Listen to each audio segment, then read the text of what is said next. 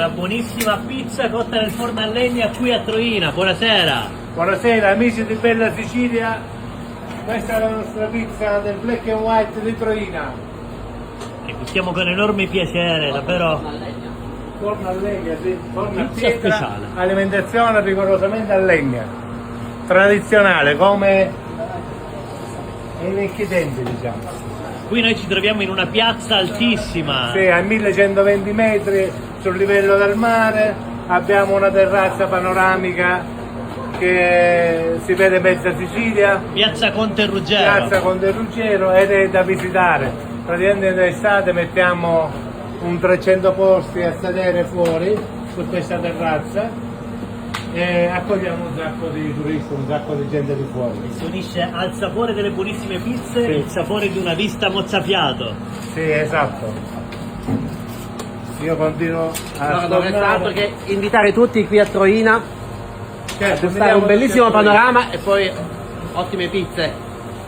e anche un'ottima temperatura d'estate dove la sera si sta molto freschi e è una bella serata da poter mangiare, gustarsi una pizza, un po' di carne, un po' di pesce.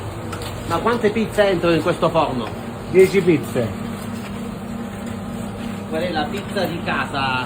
la black and white. Quali sono gli ingredienti? Ingredienti: pomodoro, mozzarella di bufala, prosciutto crudo e scaglio di parmigiano. È la prima pizza che abbiamo fatto, diciamo, nel 2000, sì.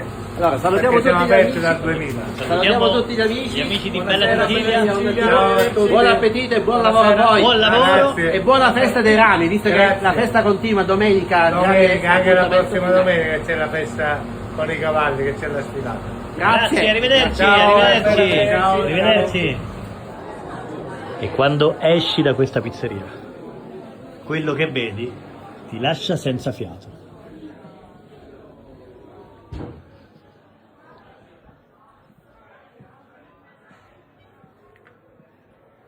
Poi non siete di qua, vero? No, siamo sentati da Militello.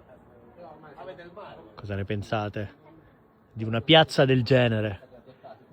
Piazza Conte Ruggero, davvero una emozione unica. Oggi abbiamo fatto il video di giorno e l'Etna lasciava senza parole, ma la sera ha un altro fascino. Grazie amici di Bella Sicilia per essere rimasti in nostra compagnia fino alla fine del video. I viaggi di Bella Sicilia continuano sempre pregni di forti emozioni.